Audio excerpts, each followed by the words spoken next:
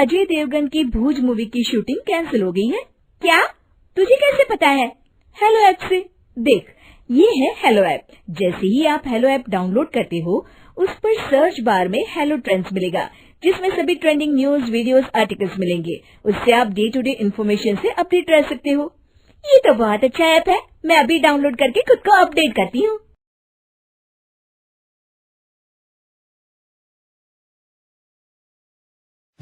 सलोनी बहुत ही सीधी और भगवान को मानने वाली थी, लेकिन उसकी सौतेली माँ उसके सीधेपन का फायदा उठाती थी और उस पर बड़े अत्याचार करती थी। जरा सी चूक हो जाने पर उसकी खूब पिटाई करती।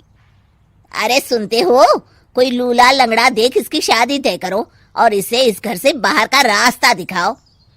सलोनी के पिता जानते थे कि मीना एक चांडाल औरत है, इसलिए वो एक अच्छा घर देख सलोनी की शादी कर देते हैं। लेकिन वहां भी सलोनी से जलने वालों की कमी नहीं थी। सलोनी की ननद निकिता उसे बिल्कुल पसंद नहीं करती थी। सलोनी, बात तो सुनो जरा। जी कहिए। आज शाम को मेरे बॉस खाने पर आ रहे हैं। ध्यान रहे उनकी खातिरदारी में किसी प्रकार की कोई कमी नहीं होनी चाहिए। जी आपने कह दिया, बिल्कुल वैसा ही होगा। शाम को सलोनी जैसे ही गैस पर खाना चढ़ाकर वहां से जाती है, अभी इसके खाने का स्वाद बढ़ाती हूँ। निकिता गैस की आंच तेज कर देती है। थोड़ी देर में देखते ही देखते सारा खाना जल जाता है और पूरे रसोई घर में चारों तरफ धुआं फैल जाता है। अब आएगा मजा। माँ जल्दी आओ, यहाँ देखो सलोनी ने किचन में आग लगा दी। अरे तेरा सत्यानाश हो, कल मुही तूने ये क्या कर दिया? सलोनी की सास उसे बहुत डांट फटकार लगाती है। तभी मोहन अपने बॉस के साथ घर में प्रवेश करता है। अरे भाई मोहन, ये क्या तुम्हारे घर का क्या हाल हो रखा है? लगता है खाना जल गया है। चलो खाने का प्रोग्राम कैंसिल करो, मैं अपने घर जाके खा लूंगा। सर, दरअसल सर मुझे माफ कर दीजिए। अरे कोई बात नहीं, घरों में ये छोटी मोटी बातें होती रहती है। मैं समझ सकता हूँ, फिक्र मत करो, मैं नाराज नहीं हूँ और इस बात का तुम्हारे प्रमोशन पर भी कोई असर नहीं पड़ेगा। चलो अब चलता हूँ मैं। बॉस के जाते ही मोहन सलोनी पर भड़क उठता है और उसे खूब खरी खोटी सुनाता है। भगवान, मेरी माँ तो कहती थी कि अच्छे लोगों के साथ हमेशा अच्छा होता है, फिर मेरे साथ ही बुरा क्यों होता है? आखिर मेरी गलती क्या है?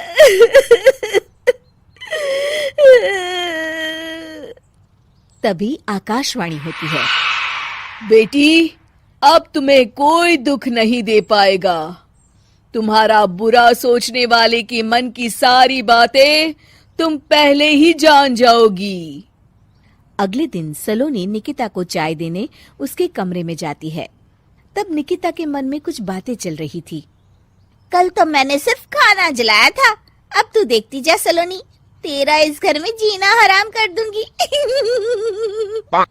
अच्छा, तो ये बात है, अब इसे सबक सिखाना ही पड़ेगा। कुछ दिनों के बाद, सलोनी, मेरे कपड़े जल्दी से प्रेस कर दो, ऑफिस के लिए देर हो रही है। सलोनी मोहन के कपड़ों के पास प्रेस गर्म होने के लिए रख देती है और अपने कमरे में चली जाती है। तभी हॉल में निकिता आती है। सलोनी चुपके से उसे देख रही होती है। आज अगर मैंने ये कपड़े जला दिए, तब तो पक्का मेरा भाई इस सलोनी की बच्ची को धक्के मार के घर से बाहर निकाल देगा। अरे तू क्या मुझे निकलवाएगी? महादेव है मेरे साथ। ठहर जा निकिता, आज तो तेरी खैर नहीं। सलोनी अपने पति मोहन को बुला लाती है और निकिता की सारी करतूत दिखाने लगती है। निकिता गर्म प्रेस मोहन के कपड़ों पर रखकर अपने कमरे में चली जाती है। मेरी बहन इतनी बड़ी चालबाज निकलेगी, मैंने तो सोचा ही नहीं था। मुझे माफ कर दो सलोनी, मैं तुम्हें गलत समझ रहा था। मोहन निकिता को बुलाकर उसे खूब डांट फटकार लगाता है।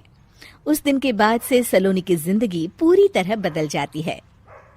सलोनी हर किसी के मन की बात सुन लेती थी। दूसरी तरफ निकिता का कोई भी दांव सलोनी पर नहीं चलता था और आखिरकार वो भी सलोनी के आगे घुटने टेक देती है। फिर एक दिन सलोनी की सास की सहेली ममता अपनी बहू कविता के साथ वहां आती है। कविता मन ही मन कहती है, अरे ये बुढ़िया पागल है जो मुझे यहाँ लेके आ गई। कहाँ मैं अपनी किटी पार्टी छोड़ के इसके साथ यहाँ मरने आ गई। पता नहीं कब तक इसे झेलना पड़ेगा। अरे ये जल्दी मरे और इसकी सारी जायदाद मेरे नाम हो जाए। सलोनी कविता की सारी बातें सुन लेती है। अरे कविता, तुम अपनी सास की जायदाद के लिए उन्हें झेल रही हो और उनके मरने का इंतजार कर रही हो। ये तो गलत बात है। सलोनी की बात सुनकर कविता बिना देर किए कहती है, अरे ये तुमने कैसे सुन लिया? ये सारी बातें तो मैं अपने मन से बोल रही थी। तुमने कैसे सुन लिया? बस फिर क्या था, ये सुनते ही कविता के बगल में बैठी उसकी सास उसकी चोटी पकड़ लेती है। क्यों रे कलमुही, तू मेरे बारे में ये सब सोचती है?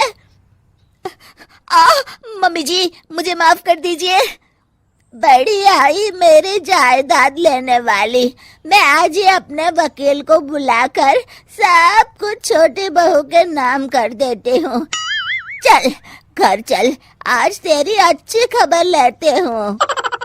इस तरह सलोनी लोगों के मन की बातें सुन लेती थी, लेकिन धीरे धीरे सलोनी को एहसास होता है कि उसके आसपास के सारे लोग एक दिखावे की जिंदगी जीते हैं और सब एक दूसरे के बारे में बुरा ही सोचते हैं।